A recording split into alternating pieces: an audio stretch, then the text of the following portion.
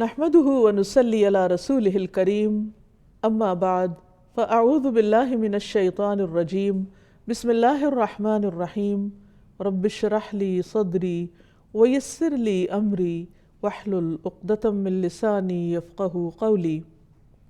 ناظرین، پروگرام اللہ کے خوبصورت نام کے ساتھ آپ کی خدمت میں حاضر ہیں۔ آج ہم انشاءاللہ اللہ سبحانہ وتعالیٰ کے نام النصیر پر بات کریں گے۔ النصیر کا معنی ہے مددگار۔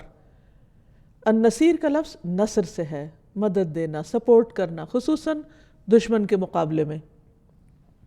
اللہ سبحانہ وتعالیٰ اپنے بندوں کے لیے کافی ہے، ہر اس بندے کے لیے جو اس پر بھروسہ کرے، جو اس سے مدد حاصل کرے، جو اس کے پاس پناہ لے، کیونکہ وہی ہے جو خوف زدہ کے خوف کو امن سے بدل سکتا ہے، وہی ہے جو پناہ مانگنے والے کو پناہ دیتا ہے، وہی بہترین مولا اور بہترین مددگار ہے، جو اس کے ساتھ دوستی لگاتا ہے، اس سے مدد چاہتا ہے، اس پر بھروسہ کرتا ہے، وہ کلی طور پر اس کا ہو جاتا ہے۔ اللہ سبحانہ وتعالیٰ بھی اس سے دوستی کرتا ہے، اس کی حفاظت دیتا ہے، اس کو محفوظ رکھتا ہے۔ جو اس سے ڈرتا ہے اور اس کا تقوی اختیار کرتا ہے، اسے وہ خوف سے امن دیتا ہے، اور جن چیزوں کی اس کو ضرورت ہوتی ہے، جو اس کے فائدے کی چیزیں ہوتی ہیں، وہ اس کو مہیا کرتا ہے، عطا کرتا ہے۔ قرآن مجید میں اللہ سبحانہ وتعالیٰ نے اپنے بندوں کے لیے اپنی اس مدد کا وعدہ کیا ہے۔ فرمایا اِنَّا لَنَنصُرُ رُسُلَنَا وَالَّذِينَ آمَنُوا فِي الْحَيَاةِ الدُّنْيَا وَيَوْمَ الْقِيَامَةِ وَيَوْمَ يَقُومُ الْأَشْهَادُ، بے شک ہم اپنے رسولوں کی بھی ضرور مدد کریں گے، اور وہ لوگ جو ان کے ساتھ ایمان لائے اس دنیا میں بھی اور جس دن گواہ کھڑے ہوں گے۔ قرآن مجید میں ایک اور جگہ پر اللہ تعالیٰ فرماتے ہیں ان اللہ لہ ملک السماوات والارض، بے شک اللہ آسمانوں اور زمین کی بادشاہت اسی کی ہے، ہر چیز کا مالک وہ ہے۔ یحیی و یمیت، وہی زندگی دیتا ہے، وہی موت دیتا ہے۔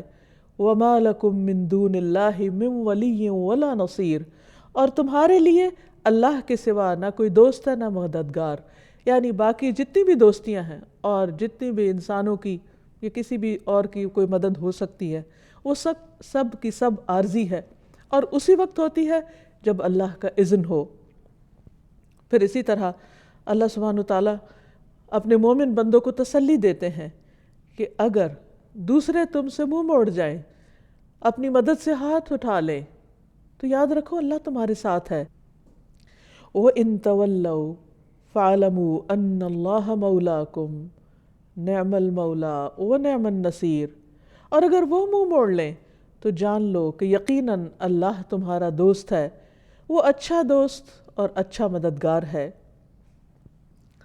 حقیقت یہ ہے کہ مدد کرنے کا پورا اختیار اللہ سبحانہ وتعالیٰ کے پاس ہے۔ وہ جب جہاں جیسے بھی چاہے مدد کر سکتا ہے، اسے مدد کرنے کے لیے کسی اور کی مدد کی ضرورت نہیں، کیونکہ سارے اختیارات کا مالک وہ خود ہے۔ اور النصیر وہ ہوتا ہے جو اپنی مدد کے ساتھ جس کی چاہتا ہے مدد کرتا ہے، اور جس کی وہ مدد کرے اس پر کوئی غالب آ ہی نہیں سکتا، اور جس کو وہ چھوڑ دے اس کی کوئی مدد کر نہیں سکتا۔ اللہ سبحانہ وتعالیٰ فرماتے ہیں ان ینصرکم اللہ فلا غالب لکم، اگر اللہ تمہاری مدد کر دے تو تم پر کوئی غالب نہیں آ سکتا۔ وَإِن يَخْذُلْكُمْ فَمَنْ ذَا الَّذِي يَنصُرُكُمْ مِنْ بَعْدِهِ، اور اگر اللہ تمہارا ساتھ چھوڑ دے، وہ تمہاری مدد نہ کرے، تو کون ہے پھر وہ جو اس کے بعد تمہاری مدد کرے گا؟ اور حقیقت یہ ہے کہ اللہ سبحانہ وتعالیٰ اپنے مومن بندوں کی مدد کرتا ہے جب وہ اپنے رب کے لیے خالص ہو جاتے ہیں۔ اللہ سبحانہ وتعالیٰ اہل ایمان کو اور اپنے حبیب محمد صلی اللہ علیہ وسلم کو قرآن مجید میں بارہا اپنی مدد کی یقین دہانی کرواتے ہیں۔ سورۃ الفتح میں فرماتے ہیں وَيَنْصُرَكَ اللَّهُ نَصْرًا عَزِيزًا، اور تاکہ اللہ تیری مدد کرے زبردست مدد۔ یعنی اس وقت بظاہر حالات مخالفت میں جا رہے ہیں، لیکن اللہ کی مدد تمہارے ساتھ ہے، اور اپنے وقت پر وہ ضرور آ جائے گی، جس طرح پچھلے رسولوں کے ساتھ ہمیشہ اللہ کی مدد آئی۔ سورۃ الروم میں فرمایا وَلَقَدْ أَرْسَلْنَا مِن قَبْلِكَ رُسُلًا إِلَىٰ قَوْمِهِمْ فَجَاءُوا بِالْبَيِّنَاتِ فَانْتَقَمْنَا مِنَ الَّذِينَ أَجْرَمُوا وَكَانَ حَقًّا عَلَيْنَا نَصْرُ الْمُؤْمِنِينَ، اور بلا شبہ یقیناً ہم نے تم سے پہلے کئی رسول ان کی قوم کی طرف بھیجے، یعنی رسولوں کا سلسلہ اول روز سے جاری ہے لوگوں کی ہدایت کے لیے، جو ان کے پاس واضح دلائل لے کر آئے، لیکن لوگوں نے پھر بھی نہیں مانا، تو ہم نے اپنے رسولوں کو تنہا نہیں چھوڑ دیا۔ فرمایا پھر ہم نے ان لوگوں سے انتقام لیا جنہوں نے جرم کیا، اور مومنوں کی مدد کرنا ہم پر لازم تھا، یہ ہم پر حق تھا کہ ہم اپنے بندوں کی مدد کرتے۔ اور ہم دیکھتے ہیں کہ کس طرح ہجرت کے موقع پر اللہ سبحانہ وتعالیٰ نے نبی صلی اللہ علیہ وسلم کی مدد فرمائی۔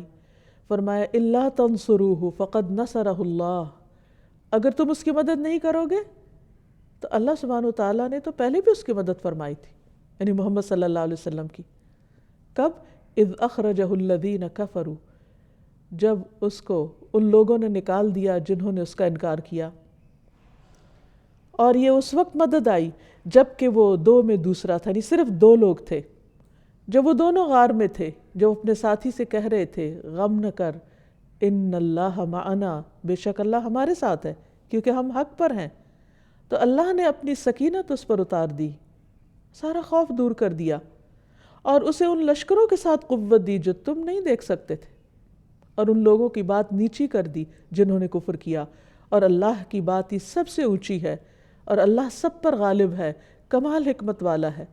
اس لیے انسان کو جب بھی دشمنوں کا خوف ہو، ایک صاحب ایمان کو جب بھی اس بات کی پریشانی ہو کہ دوسرے اسے پریشان کریں گے یا اسے کوئی نقصان دیں گے، تو ایسے موقعوں پر ڈرنا نہیں چاہیے۔ ایسے موقعوں پر لوگوں سے ڈرنے کی بجائے اپنے گناہوں سے ڈرنا چاہیے اور اپنی اصلاح کی طرف توجہ دینی چاہیے، کیونکہ یہ اللہ کا وعدہ ہے وَكَانَ حَقًّا عَلَيْنَا نَصْرُ الْمُؤْمِنِينَ، کہ ہم مومنوں کی مدد کریں۔ اللہ اپنے دوستوں کی مدد ضرور کرے گا، لیکن اس کے لیے شرط یہ ہے کہ ہم ایسے کام کریں کہ جس کی وجہ سے ہم اللہ سبحانہ وتعالیٰ کی دوستی کے مستحق ٹھہریں۔ پھر اللہ سبحانہ وتعالیٰ ان لوگوں کی مدد بھی فرماتا ہے جو مظلوم ہوتے ہیں، جن پر دشمنوں کا ظلم ہونے لگتا ہے۔ پھر اللہ سبحانہ وتعالیٰ مظلوموں کی مدد بھی فرماتے ہیں، اس لیے کسی پر بھی ظلم کرنے سے پرہیز کرنا چاہیے۔ اللہ تعالیٰ اپنی عزت اور جلال کی قسم کھا کر مظلوم کی مدد کرنے کا لازمی وعدہ فرماتے ہیں۔ رسول اللہ صلی اللہ علیہ وسلم نے فرمایا مظلوم کی بد دعا سے بچو کیونکہ وہ بادلوں پر اٹھائی جاتی ہے۔ اللہ تعالیٰ فرماتا ہے مجھے میری عزت اور جلال کی قسم، میں ضرور تمہاری مدد کروں گا اگرچہ تھوڑی دیر بعد ہی کروں۔ اصل میں ہوتا ہے کہ ہم جلد بازی کرتے ہیں، ہم چاہتے ہیں کہ جس وقت ہم چاہتے ہیں اس وقت مدد آ جائے، اور اللہ سبحانہ وتعالیٰ ہر کام حکمت کے ساتھ، ایک پلاننگ کے ساتھ کرتا ہے، اور وہ زیادہ جانتا ہوتا ہے کہ کس وقت بندے کو کس چیز کی ضرورت ہے۔ اس لیے انسان کو ہمیشہ حق کا ساتھ دینا چاہیے، گناہوں سے پرہیز کرنا چاہیے اور گناہوں کی معافی مانگنی چاہیے، لیکن اس کے ساتھ ساتھ اللہ کی مدد کا پورا یقین رکھنا چاہیے۔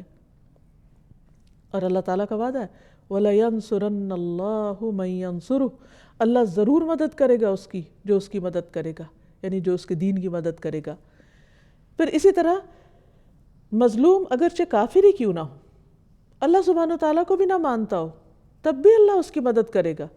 رسول اللہ صلی اللہ علیہ وسلم نے فرمایا مظلوم کی بد دعا سے بچو، یہ تو چنگاریوں کی طرح آسمان کی طرف اٹھتی، فوراً فوراً پہنچتی ہے اوپر۔ پھر اسی طرح اگر کوئی مظلوم اتنا کمزور ہو کہ اپنے حق میں بول بھی نہ سکے، بات بھی نہ کر سکے، خاموش بھی ہو، تو بھی اللہ سبحانہ وتعالیٰ اس کی مدد کرتا ہے۔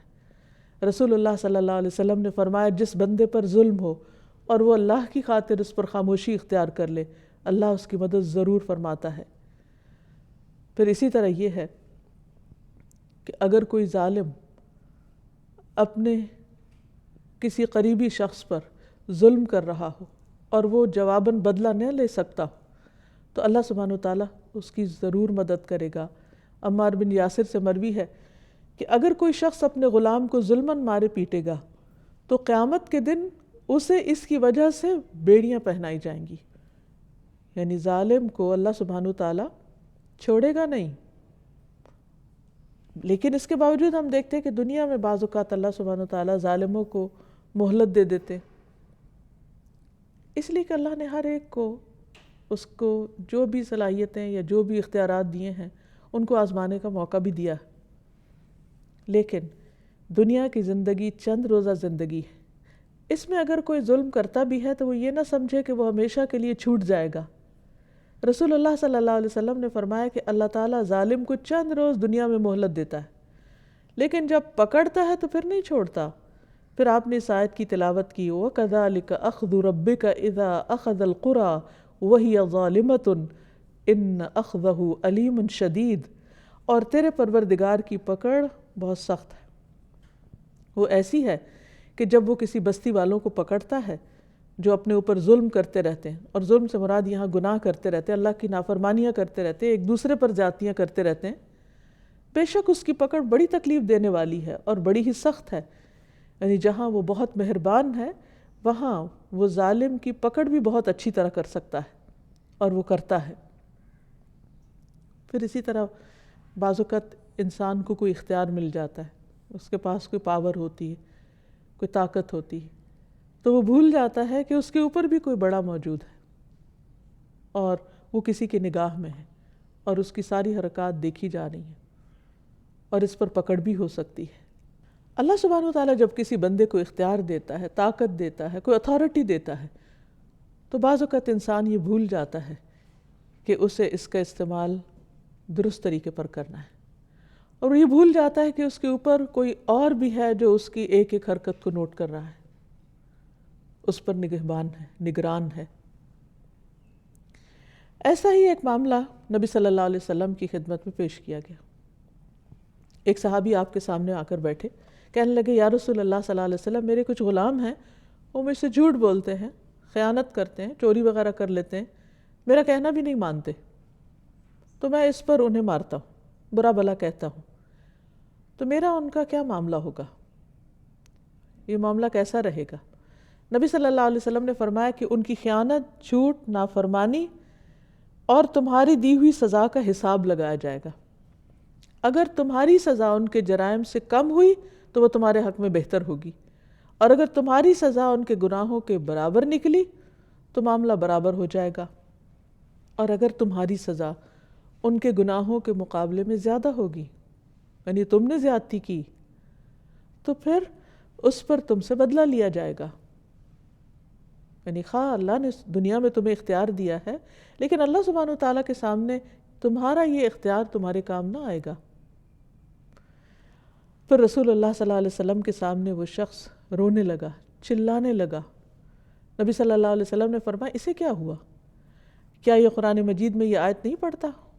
وَنَدَعُ الْمَوَازِينَ الْقِسْطَ لِيَوْمِ الْقِيَامَةِ فَلَا تُظْلَمُ نَفْسٌ شَيْئًا وَإِنْ كَانَ مِثْقَالَ حَبَّةٍ مِّنْ خَرْدَلٍ أَتَيْنَا بِهَا وَكَفَى بِنَا حَاسِبِينَ۔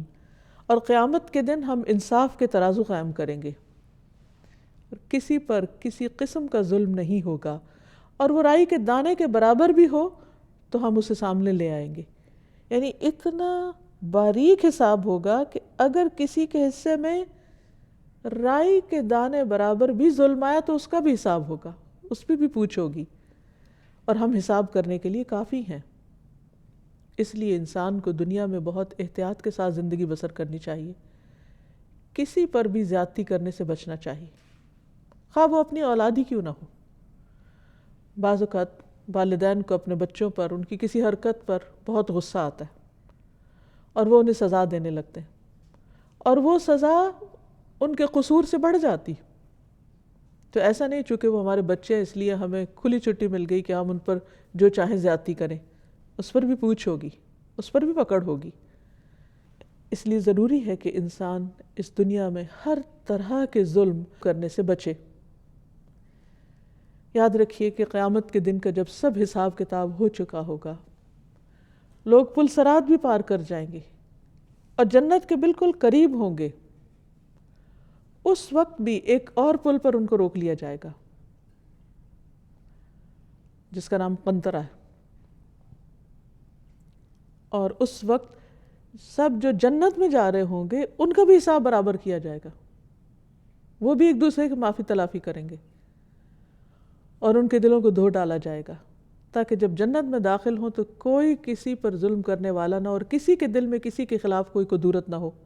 رسول اللہ صلی اللہ علیہ وسلم نے فرمایا جب مومنوں کو دوزخ سے نجات مل جائے گی تو انہیں ایک پل پر جو جنت اور دوزخ کے درمیان ہوگا روک لیا جائے گا، اور وہیں ان کے مظالم کا بدلہ دے دیا جائے گا جو وہ دنیا میں باہم کرتے تھے۔ پھر جب پاک صاف ہو جائیں گے تو انہیں جنت میں داخلے کی اجازت دی جائے گی۔ انسان تو انسان، جانوروں پر ظلم کا بھی بدلہ لیا جائے گا۔ نبی صلی اللہ علیہ وسلم نے فرمایا اگر تمہارے وہ گناہ معاف ہو جائیں جو تم جانوروں پر کرتے ہو تو بہت سے گناہ معاف ہو جائیں گے۔ آج کل تو لوگ گاڑیوں وغیرہ میں سواری کرتے، لیکن پہلے زمانے میں لوگ گدھے، گھوڑے، خچر، اونٹ وغیرہ پر سواری کرتے تھے، اور آج بھی بہت سارے لوگوں کا جانوروں کے ساتھ واسطہ ہوتا ہے، بعض اوقات گائے بھینس وغیرہ سے بھی۔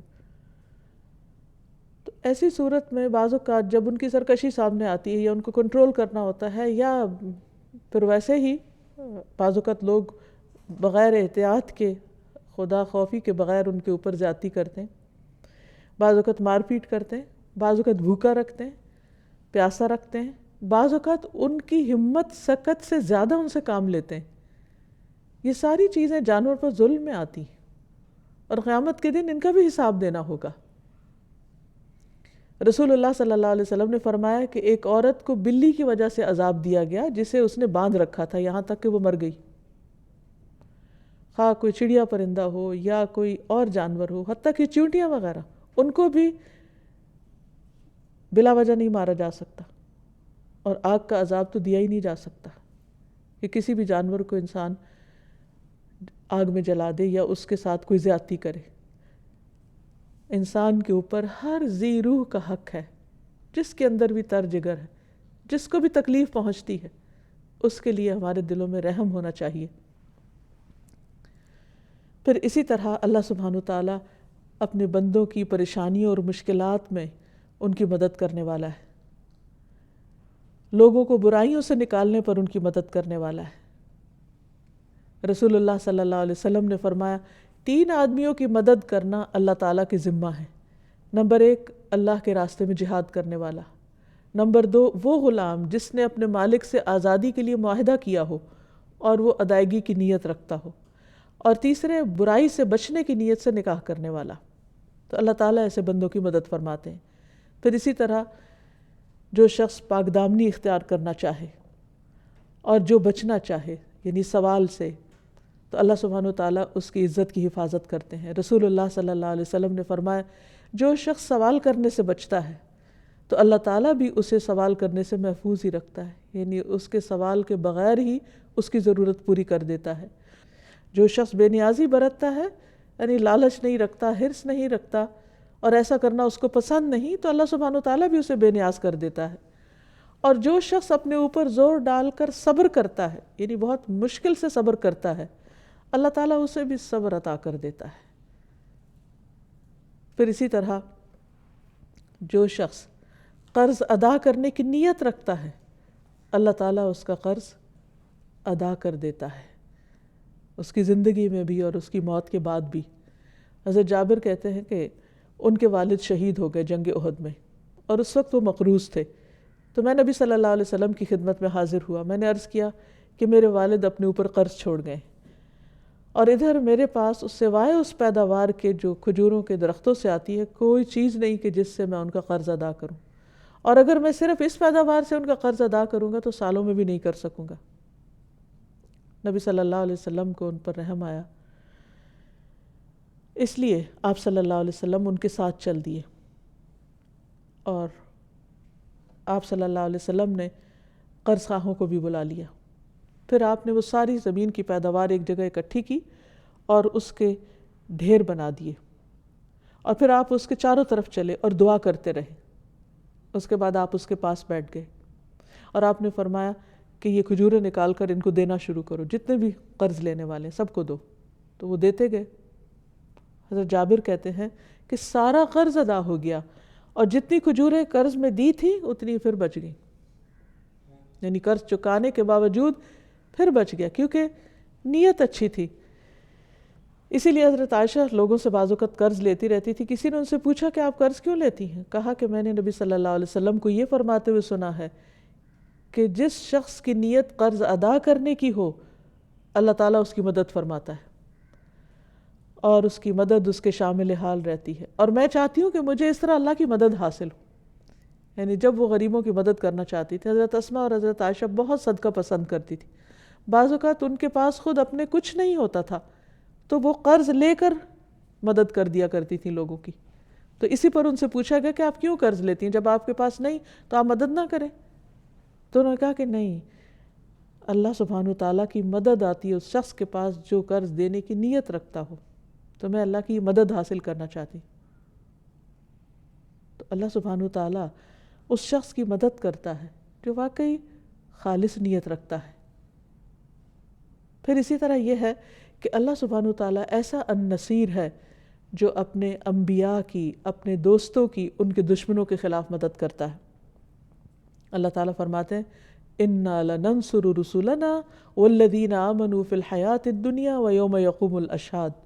بے شک ہم اپنے رسولوں کی اور ان لوگوں کو جو ایمان لائے ضرور مدد کرتے ہیں دنیا کی زندگی میں بھی اور اس دن بھی جب گواہ کھڑے ہوں گے. پھر اللہ تعالیٰ ایمان والوں کو دشمن کے خلاف قوت دے کر مدد کرتا ہے. پھر اسی طرح اللہ تعالیٰ اپنے اہل ایمان بندیوں کی بھی حفاظت کرتا ہے. جس طرح اللہ سبحانہ وتعالیٰ نے حضرت سارہ کی عزت کی حفاظت کی جب ایک ظالم بادشاہ نے ان کو قید کر لیا اور ان پر دست درازی کی کوشش کی تو اس کا ہاتھ ایک دم ہلنے جلنے سے رہ گیا. وہ پریشان ہوا. اس نے کہا کہ میں تمہیں کچھ نہیں کہتا، تم دعا کرو کہ میرا ہاتھ ٹھیک ہو جائے. جب وہ پھر ٹھیک ہوا اس نے پھر ارادہ کیا، حتیٰ کہ تیسری اٹیمپٹ میں جب اس نے دیکھا کہ اللہ سبحانہ وتعالیٰ کی مدد اس خاتون کے ساتھ ہے تو اس نے نہ صرف یہ کہ حضرت سارہ کو آزاد کر دیا بلکہ ان کے ساتھ حضرت ہاجرہ کو بھی بطور تحفہ دیا. تو اللہ سبحانہ وتعالیٰ اپنے سچے، مخلص اور ایمان والے بندوں کی ہر حال میں مدد کرتا ہے اور اللہ سبحانہ وتعالیٰ نے اسے اپنے ذمہ لے رکھا ہے. صرف ضرورت اس بات کی کہ اپنے ایمان کو ہم خالص کر لیں. پھر اسی طرح اللہ سبحانہ وتعالیٰ شیطان کے خلاف بھی ہماری مدد کرتا ہے. جب ہم واقعی صحیح معنوں میں اللہ کا دامن تھام لیتے ہیں، اللہ کی مدد حاصل کرتے ہیں، اللہ کو مضبوطی سے پکڑ لیتے ہیں. ابن القیم کہتے ہیں تم نے اللہ کو مضبوطی سے تھاما تو وہ تمہارے نفسوں کے خلاف اور شیطان کے خلاف تمہارا مولا و مددگار ہے، وہ النصیر ہے تمہارا. یعنی جب انسان یہ کہتا ہے نا اللہم انی اعوذ بک من شر نفسی ومن شر الشیطان وشرکہ، کہ اے اللہ میں تیری پناہ چاہتا ہوں، تیری مدد چاہتا ہوں اپنے نفس کے شر سے بچنے کے لیے اور شیطان کے شر اور اس کے جالوں سے بچنے کے لیے اور اس کے شرک سے بچنے کے لیے اپنے آپ کو تیرے حوالے کرتا ہوں. تو ایسا شخص اللہ کی مدد پاتا ہے. اور فرمایا کہ یہ دونوں بندے کے وہ دشمن ہیں جو بندے سے کبھی جدائی نہیں ہوتے. یعنی انسان کا نفس بھی ساتھ ہے اور شیطان بھی ساتھ ہے. تو باہر کے دشمن تو کبھی کبھی حملہ آور ہوتے ہیں نا، لیکن جو شر بندے کے اندر ہی ہے وہ تو ہر وقت اس سے ساتھ ہے اور اس کے خلاف مدد لینا بہت ضروری ہے اور ہر وقت مدد چاہیے ہوتی. اور یہ مدد اللہ سبحانہ وتعالیٰ ہی دیتا ہے جو النصیر ہے. اور اسی طرح اللہ سبحانہ وتعالیٰ نے شیطان کی دشمنی کے بارے میں ہمیں مکمل خبر بھی دی ہے اور یہ بھی اس کی مدد ہے. دراصل سورۃ یاسین میں آتا ہے الم اعہد الیکم یا بنی آدم اللہ تعبدوا الشیطان انہ لکم عدو مبین وان اعبدونی ھذا صراط مستقیم وَلَقَدْ أَضَلَّ مِنْكُمْ جِبِلًّا كَثِيرًا أَفَلَمْ تَكُونُوا تَعْقِلُونَ. کیا میں نے تمہیں تاکید نہ کی تھی کہ اے اولاد آدم کہ شیطان کی عبادت نہ کرنا، یقیناً وہ تمہارا کھلا دشمن ہے، اور یہ کہ میری عبادت کرو یہ سیدھا راستہ ہے، اور بلا شبہ یقیناً اس نے تم میں سے بہت سی مخلوق کو گمراہ کر دیا، تو کیا تم سمجھتے نہیں. پھر اسی طرح شیطان کے خلاف فرشتوں کی مدد بھیج کر اللہ سبحانہ وتعالیٰ مدد فرماتا ہے. اسی طرح یہ بات بھی یاد رہے کہ اللہ سبحانہ وتعالیٰ شیطان کے خلاف فرشتوں کی مدد بھیج کر بھی اپنے بندوں کی مدد کرتا ہے. اسی طرح یہ بات بھی یاد رہے کہ اللہ سبحانہ تعالیٰ شیطان کے خلاف فرشتے بھیج کر بھی مدد فرماتا ہے۔ ایک مرتبہ کا واقعہ ہے کہ ایک رات بہت سے شیاطین اور جنات اتر اتر کر وادیوں اور گھاٹیوں سے نبی صلی اللہ علیہ وسلم کے پاس آئے، اور ان میں سے ایک شیطان کے ہاتھ میں آگ کا شعلہ تھا، اور اس کا ارادہ تھا کہ وہ اس شعلے سے نبی صلی اللہ علیہ وسلم کے چہرہ مبارک کو جلائے۔ تو اتنے میں فوراً جبریل علیہ السلام آسمان سے اتر آئے اور آ کر کہنے لگے کہ اے محمد صلی اللہ علیہ وسلم فرمائیے۔ نبی صلی اللہ علیہ وسلم نے پوچھا کہ کیا کہوں؟ انہوں نے کہا کہ آپ کہیے کہ میں اللہ کی مکمل تام صفات کے ذریعے ان تمام چیزوں کے شر سے پناہ مانگتا ہوں جنہیں اللہ نے پیدا کیا ہے، جنہیں اللہ نے وجود عطا کیا ہے اور موجود کیا ہے، ان تمام چیزوں کے شر سے جو آسمان سے اترتی ہیں اور جو آسمان کی طرف چڑھتی ہیں، اور رات اور دن کے فتنوں کے شر سے، اور رات کو ہر آنے والے کے شر سے، سوائے اس کے جو خیر کے ساتھ آئے، اے رحمان۔ نبی صلی اللہ علیہ وسلم نے فرمایا ان کلمات کے پڑھتے ہی ان کی آگ بجھ گئی اور اللہ نے انہیں شکست سے دوچار کر دیا۔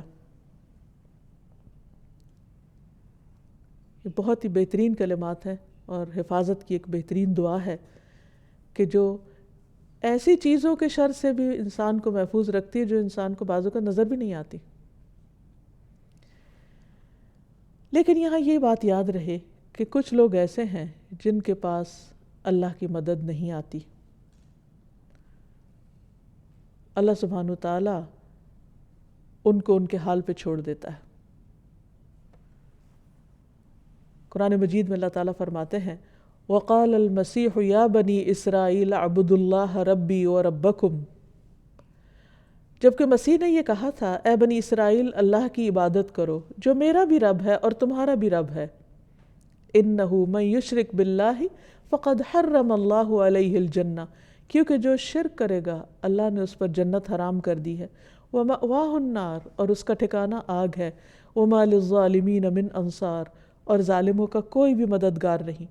یعنی جو لوگ شرک کریں اور ظلم ڈھائیں اللہ سبحانہ تعالیٰ ان کی مدد نہیں فرماتا۔ پھر اسی طرح جو نیکی کا حکم نہ دے اور برائی سے نہ روکے اس کی مدد بھی نہیں ہوتی، اس کی دعا قبول نہیں ہوتی۔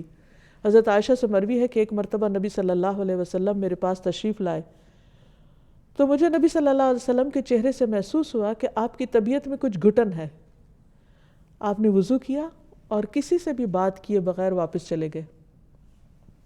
میں نے حجروں کے قریب ہو کر سنا تو نبی صلی اللہ علیہ وسلم یہ فرما رہے تھے لوگو اللہ تعالیٰ فرماتا ہے کہ نیکی کا حکم دو اور برائی سے منع کرو، اس سے پہلے کہ تم مجھے پکارو اور میں تمہاری دعائیں قبول نہ کروں، تم مجھ سے سوال کرو اور میں تمہیں کچھ عطا نہ کروں، اور تم مجھ سے مدد مانگو اور میں تمہاری مدد نہ کروں۔ عموماً انسان برائیوں پر بعض اوقات تنقید تو کر دیتا ہے لیکن ان لوگوں کے سامنے نہیں کرتا جو برائی کر رہے ہوتے ہیں۔ بعض برائیاں انسان کے سامنے ہوتی ہیں، انسان ان کو دیکھ رہا ہوتا ہے، تو اس کے ایمان کا تقاضا ہوتا ہے کہ اس برائی کو برا سمجھے اور اس پر روکنے کی بھی کوشش کرے جتنی بھی اس میں استطاعت ہو۔ تو جس شخص کے اندر طاقت ہو، استطاعت ہو اور پھر وہ نہ روکے تو اللہ سبحانہ وتعالیٰ اس سے ناراض ہوتا ہے۔ لیکن اگر کسی میں استطاعت ہی نہیں، نہ ہاتھ سے روکنے کی نہ زبان سے روکنے کی، کیونکہ وہ اپنی پوزیشن کو بہت ہی کمزور پاتا ہے، تو ایسی صورت میں انسان برائی کو دل سے ضرور برا جانے، کیونکہ اس کے بعد تو ایمان کا ذرہ بھی باقی نہیں رہتا، رائی کے دانے برابر بھی ایمان باقی نہیں رہتا۔ اللہ سبحانہ وتعالیٰ نے مسلم معاشرے کے اندر ایک ایسی روک لگائی ہے کہ جس میں سب ایک دوسرے کی خیر خواہی کریں۔ سوال یہ پیدا ہوتا ہے کہ کسی کو برائی سے روکا کیوں جائے؟ اس کی بھلائی میں، اس کے فائدے میں اور باقی سب کے بھی فائدے میں، کیونکہ جب ایک شخص برا کر رہا ہوتا ہے اور اس کو کھلی چھوٹ مل جائے تو وہ صرف اپنے اوپر نہیں، اپنے آس پاس کے سارے لوگوں پر ظلم کر رہا ہوتا ہے، تو اس کو اس ظلم سے روکنا بہت ضروری ہے۔ پھر اسی طرح جو شخص اللہ کی مدد سے مایوس ہو جائے، اللہ کی رحمت سے مایوس ہو جائے، اللہ تعالیٰ اس کی مدد بھی نہیں کرتا۔ اسی لیے کہا نا کہ لا تقنطوا من رحمت اللہ، اللہ کی رحمت سے مایوس نہ ہو۔ ان اللہ یغفر الذنوب جميعا، اللہ سارے گناہ معاف کر سکتا ہے، لیکن جو اللہ کی رحمت سے مایوس ہو جائیں پھر وہ اللہ سے دعا بھی نہیں کرتے، اللہ سے توقع ہی نہیں رکھتے، وہ کیا سمجھتے ہیں اللہ تعالیٰ کچھ نہیں کر سکتا، نعوذ باللہ۔ اور یہ بات یعنی مایوسی جو ہے، یہ بات کفر کی بات ہے کہ انسان یہ سوچے کہ اللہ تعالیٰ میری مدد نہیں کرے گا۔ نہیں، اللہ سبحانہ وتعالیٰ ہر طرح کی مدد کرنے پر قادر ہے۔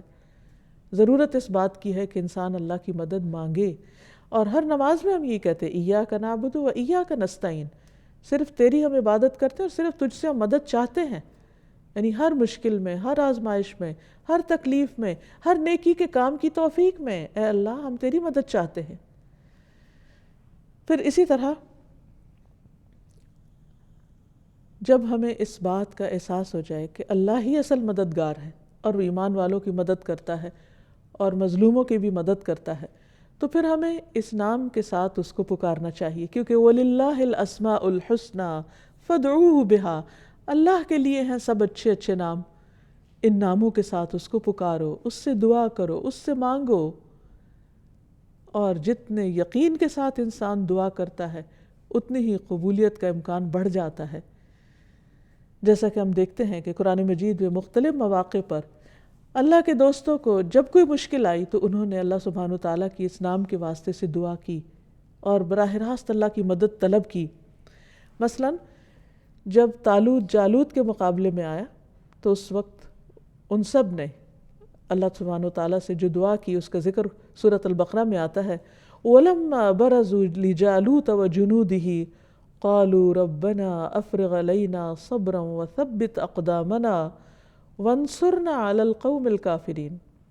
اور جب وہ جالوت اور اس کے لشکروں کے سامنے ہوئے تو کہنے لگے، اے ہمارے رب ہم پر صبر انڈیل دے اور ہمارے قدم ثابت رکھ اور ان کافر لوگوں کے خلاف ہماری مدد فرما۔ تو اللہ سبحانہ وتعالیٰ کی طرف سے مدد آئی۔ طالوت کا لشکر بہت تھوڑا تھا، کہا جاتا ہے کہ ان کی تعداد بھی اتنی تھی جتنی جنگ بدر میں مومنوں کی تعداد تھی، اور اس کے مقابلے میں جالوت بہت سخت قسم کا جابر دشمن تھا۔ لیکن جب اہل ایمان نے پورے خلوص کے ساتھ اللہ تعالیٰ کی مدد مانگی تو اللہ سبحانہ وتعالیٰ نے مدد فرمائی۔ وَمَا كَانَ قَوْلَهُمْ إِلَّا أَن قَالُوا رَبَّنَا اغْفِرْ لَنَا ذُنُوبَنَا وَإِسْرَافَنَا فِي أَمْرِنَا وَثَبِّتْ أَقْدَامَنَا وَانصُرْنَا عَلَى الْقَوْمِ الْكَافِرِينَ۔ اور ان کی بات اس کے سوا کچھ نہ تھی کہ انہوں نے کہا، اے ہمارے رب ہمارے گناہ بخش دے اور ہمارے کام میں ہماری زیادتی بھی بخش دے اور ہمارے قدم ثابت رکھ اور کافر لوگوں پر ہماری مدد فرما۔ تو اللہ سبحانہ وتعالیٰ کی مدد آئی۔ پھر اسی طرح جب لوگ جھٹلا دیں، لوگ بات نہ مانیں، لوگ آپ کی حق بات کا انکار کر دیں، تو اس وقت بھی اللہ کی مدد مانگنی چاہیے، کیونکہ بعض اوقات انسان ایسے مواقع پر بہت ہلکا پاتا اپنے آپ کو اور بہت پریشانی ہوتی ہے اس کو۔ اسی لیے نوح علیہ السلام نے اللہ سبحانہ وتعالیٰ سے جب دعا کی تو کس طرح، قال رب انصرنی بما کذبون، اس نے کہا اے میرے رب تو میری مدد فرما، اس لیے کہ انہوں نے مجھے جھٹلا دیا ہے۔ ایک اور جگہ پر آتا ہے کہ انی مغلوب فانتصر، اللہ میں مغلوب ہو گیا ہوں، انہوں نے مجھے دبا لیا ہے، اب تو ہی بدلہ لے، تو ہی مدد فرما۔ پھر اسی طرح جب کہیں پر فساد ہو، فتنہ ہو اور انسان کو کچھ سوجھ نہ رہا ہو کہ کرنا کیا چاہیے، کیونکہ بعض اوقات حالات اتنے مشکل ہو جاتے ہیں انسان کو یہ بھی سمجھ نہیں آتی کہ دعا کرے تو کیا کرے، تو اس وقت بھی اللہ تعالیٰ کی مدد مانگنی چاہیے۔ قال رب انصرنی علی القوم المفسدین، اس نے کہا اے میرے رب مفسد لوگوں کے خلاف میری مدد فرما۔ نبی صلی اللہ علیہ وسلم ہمیشہ اللہ تعالیٰ کی مدد مانگتے۔ رسول اللہ صلی اللہ علیہ وسلم نے فرمایا، لوگوں دشمن کے ساتھ جنگ کی خواہش اور تمنا دل میں نہ رکھا کرو، وہ کوئی اچھی چیز نہیں ہے، بلکہ اللہ تعالیٰ سے امن اور عافیت کی دعا کیا کرو۔ ہاں اگر دشمن کے ساتھ مٹ بھیڑ ہو جائے، مقابلہ ہو، تو پھر صبر اور استقامت کا ثبوت دو۔ یاد رکھو جنت تلواروں کے سائے میں ہے۔ اس کے بعد آپ نے یوں دعا کی، اللہم منزل الکتاب ومجری السحاب وہازم الاحزاب اہزمہم وانصرنا علیہم۔ اے اللہ کتاب کے نازل کرنے والے، بادلوں کے بھیجنے والے، یعنی جس کی اتنی بڑی طاقت ہے، احزاب یعنی دشمن کے دستوں کو شکست دینے والے، انہیں شکست دے اور ان کے مقابلے میں ہماری مدد فرما۔ تو تاریخ گواہ ہے کہ اللہ کے رسول صلی اللہ علیہ وسلم کی مدد ہر موقع پر ہوئی، اور اللہ سبحانہ تعالیٰ نے ان کے دشمنوں کے مقابلے میں ان کو سربلندی عطا کی۔ نبی صلی اللہ علیہ وسلم اپنے رب سے یہ دعا کیا کرتے تھے، اللہم متعنی بسمعی وبصری واجعلہم الوارث منی وانصرنی علی من یظلمنی وخذ منہ بثأری۔ اے اللہ تو مجھے میرے کانوں اور آنکھوں سے فائدہ اٹھانے کا موقع دے، ان دونوں کو میرا وارث بنا دے، اور مجھ پر ظلم کرنے والے کے خلاف میری مدد فرما اور اس سے میرا انتقام لے۔ پھر اسی طرح رسول اللہ صلی اللہ علیہ وسلم مجلس کے اختتام پر بھی اللہ کی مدد کی دعا مانگ کر اٹھتے تھے۔ حضرت عمر کہتے ہیں کہ ایسا کم ہی ہوتا کہ رسول اللہ صلی اللہ علیہ وسلم کسی مجلس سے یہ دعا کیے بغیر اٹھے ہوں، اللہم اقسم لنا من خشیتک ما یحول بیننا وبین معاصیک ومن طاعتک ما تبلغنا به جنتک ومن الیقین ما تہون به علینا مصائب الدنیا ومتعنا باسماعنا وابصارنا وقواتنا ما احییتنا واجعلہ الوارث منا واجعل ثأرنا علی من ظلمنا وانصرنا علی من عادانا ولا تجعل مصیبتنا فی دیننا ولا تجعل الدنیا اکبر ہمنا ولا مبلغ علمنا ولا تسلط علینا من لا یرحمنا۔ اے اللہ ہم میں اپنے خوف کو اتنا تقسیم کر دے کہ وہ ہمارے اور ہمارے گناہوں کے درمیان حائل ہو جائے، یعنی ہمیں اپنا ایسا ڈر دے کہ ہم گناہوں کے قریب نہ جائیں، اور اپنی فرما برداری ہم میں اتنی تقسیم کر دے، یعنی اتنی عطا کر دے اپنی اطاعت کا جذبہ کہ وہ ہمیں جنت تک پہنچا دے، اور ہمیں اتنا یقین تقسیم کر دے، اتنا یقین دے دے کہ ہم پر دنیا کی مصیبتیں آسان ہو جائیں، اور جب تک ہم زندہ ہیں ہماری سماعت یعنی سننے کی قوت اور بصارت اور قوت سے مستفید کر، یعنی جو کچھ تو نے ہمیں صلاحیتیں دی ہیں ان سے ہمیں پورا فائدہ اٹھانے کی توفیق دے اور اسے ہمارا وارث کر دے۔ اللہ ہمارا انتقام اسی تک محدود کر دے جو ہم پر ظلم کرے، ہمیں دشمنوں پر غلبہ عطا فرما، ہمارے دین میں مصیبت نازل نہ فرما، اور دنیا کو ہمارا اصل مقصد نہ بنا، اور نہ دنیا کو ہمارے علم کی انتہا بنا کہ ہمارا علم صرف دنیاوی علوم ہی سے متعلق نہ ہو، اور ہم پر ایسے شخص کو مسلط نہ کر جو ہم پر رحم نہ کرے۔ تو جس بندے کو اللہ سبحانہ تعالیٰ کی اس صفت کا یقین ہو جائے، اللہ کے اس نام کی معرفت ہو جائے، تو پھر اس کے اندر کچھ صفات پیدا ہونی چاہیے۔ اس میں سے ایک بات یہ کہ جس طرح اللہ سبحانہ تعالیٰ بندے کی مدد کرتا ہے، بندے کو بھی چاہیے کہ وہ اللہ کے دین کی مدد کرے۔ اللہ سبحانہ تعالیٰ فرماتے ہیں، یا ایھا الذین آمنوا کونوا انصار اللہ کما قال عیسی ابن مریم للحواریین من انصاری الی اللہ قال الحواریون نحن انصار اللہ فآمنت طائفۃ من بنی اسرائیل وکفرت طائفہ فأیدنا الذین آمنوا علی عدوہم فاصبحوا ظاہرین۔ اے لوگوں جو ایمان لائے ہو، اللہ کے مددگار بن جاؤ۔ اللہ تعالیٰ کو کسی مدد کی ضرورت نہیں، مراد اس سے یہ کہ اللہ کے دین کی مدد کرو، اس کے دین کی خدمت کرو۔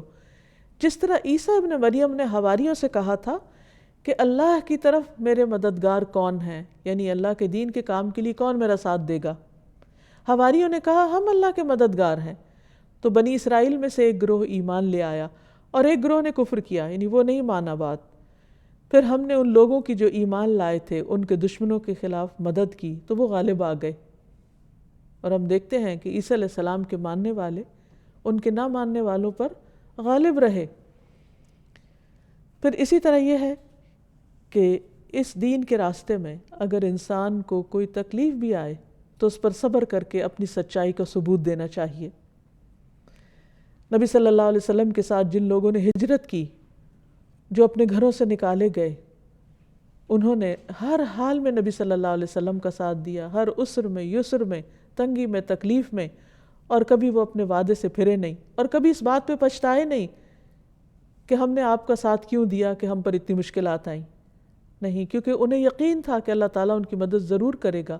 اور یہ ایک حقیقت ہے کہ مدینہ میں آنے کے بعد اللہ سبحانہ وتعالیٰ نے ان کے حالات تبدیل کر دیے، مشکلات ضرور آئیں، لیکن چند ہی سالوں کے بعد مکہ بھی فتح ہو گیا اور ان کے معاشی حالات بھی درست ہو گئے۔ اللہ تعالیٰ فرماتے ہیں لِلْفُقَرَاءِ الْمُهَاجِرِينَ الَّذِينَ أُخْرِجُوا مِن دِيَارِهِمْ وَأَمْوَالِهِمْ يَبْتَغُونَ فَضْلًا مِّنَ اللَّهِ وَرِضْوَانًا وَيَنصُرُونَ اللَّهَ وَرَسُولَهُ أُولَٰئِكَ هُمُ الصَّادِقُونَ۔ یہ مال ان محتاج گھر بار چھوڑنے والوں کے لیے ہے، یعنی غنیمت کا مال، جو اپنے گھروں اور اپنے مالوں سے باہر نکالے گئے، وہ اللہ کی طرف سے کچھ فضل اور رضا تلاش کرتے ہیں اور اللہ اور اس کے رسول کی مدد کرتے ہیں، یہی لوگ ہیں جو سچے ہیں۔ یعنی اللہ سبحانہ وتعالیٰ پر ایمان کا دعویٰ تو ہر ایک کرتا ہے، لیکن ایمان کے دعوے میں سچا کون ہے؟ جو عمل میں سچا ہو اور جو دین کی خدمت میں سچا ہو۔ اس لیے انسان کو ہمیشہ اللہ کی مدد پانے کے لیے اللہ کے دین کی مدد کا طریقہ اختیار کرنی چاہیے، اور پھر اسی طرح بندوں کی مدد بھی کرنی چاہیے۔ رسول اللہ صلی اللہ علیہ وسلم نے فرمایا اللہ تعالیٰ مسلسل اس بندے کی مدد میں رہتے ہیں جب تک بندہ اپنے بھائی کی مدد میں رہتا ہے۔ نبی صلی اللہ علیہ وسلم نے فرمایا کسی نیکی کو حقیر نہ سمجھو، اگرچہ کسی کو ایک رسی ہی دو، یا کسی کو جوتی کا تسمہ ہی دو، یا اپنے ڈول میں سے کسی پانی مانگنے والے کو اس کے برتن میں پانی ہی ڈال دو، یعنی کنویں سے نکال کر، یا راستے میں سے کوئی ایسی چیز دور کر دو جس سے لوگوں کو تکلیف ہو رہی ہو، یا اپنے بھائی سے خندہ پیشانی سے ہی ملو، یا اپنے بھائی سے ملاقات کر کے اسے سلام کرو، یا زمین میں اجنبی سمجھے جانے والوں سے ان سے محبت کا مظاہرہ کرو۔ یعنی کسی بھی طرح کسی کی بھی مدد کرو گے تو تمہارے لیے اللہ کی مدد آئے گی۔ اور پھر بعض اوقات سامنے تو ہم سب کی مدد کر دیتے ہیں، لیکن خاص طور پر اس وقت مدد جب کوئی موجود نہ ہو۔ رسول اللہ صلی اللہ علیہ وسلم نے فرمایا جس نے اپنے بھائی کی عدم موجودگی میں اس کی مدد کی، اللہ دنیا آخرت میں اس کی مدد فرمائے گا۔ اور اس مدد کا مطلب کیا ہے کہ جب کسی کی عزت پر کوئی بات ہو رہی ہو، کسی کے خلاف کوئی بات ہو رہی ہو، تو انسان اس کا دفاع کرے، پھر اسی طرح دوسروں کے دکھ اور پریشانی کو دور کرے۔ نبی صلی اللہ علیہ وسلم نے فرمایا جس نے کسی مسلمان سے دنیا کا ایک دکھ دور کیا، اللہ تعالیٰ اس سے قیامت کے روز کا ایک دکھ دور کرے گا، اور جس نے کسی مشکل میں پڑے شخص کے لیے آسانی کی، اللہ تعالیٰ اس کے لیے دنیا اور آخرت میں آسانیاں کرے گا۔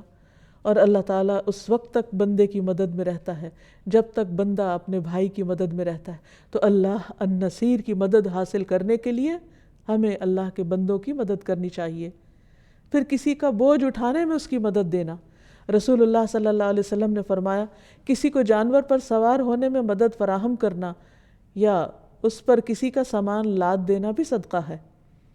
قرض کے معاملے میں آسانی دینا، لوگوں کی مالی مدد کرنا، پھر مدد کرنے والے کی مدد کرنا، پھر اسی طرح اگر کسی کو سزا بھی دینی پڑے تو اچھی دعا سے اس کی مدد کرنا۔ ابو ہریرہ کہتے ہیں کہ رسول اللہ صلی اللہ علیہ وسلم کے پاس ایک شخص کو لایا گیا جو شراب پیے ہوئے تھا۔ آپ نے فرمایا اسے مارو۔ تو راوی بیان کرتے ہیں کہ ہم میں سے بعض وہ تھے جنہوں نے اسے اپنے ہاتھ سے مارا، بعض نے جوتے سے مارا، بعض نے کپڑے سے مارا۔ جب مار چکے تو کسی نے کہا اخزاک اللہ، اللہ تجھے رسوا کرے۔ آپ نے فرمایا اس طرح کے جملے مت بولو، ایسا مت کہو، اس کے معاملے میں شیطان کی مدد نہ کرو، بلکہ کہو رحمک اللہ، اللہ تم پر رحم فرمائے، یعنی تم سے یہ عادت چھوٹ جائے۔ پھر اسی طرح آپ صلی اللہ علیہ وسلم نے یہ بھی فرمایا کہ اپنے بھائی کی مدد کرو خواہ وہ ظالم ہو یا مظلوم۔ تو لوگوں نے کہا یا رسول اللہ صلی اللہ علیہ وسلم مظلوم کی مدد کے بارے میں تو سمجھ میں آتا ہے، ظالم کی مدد کیسے کریں؟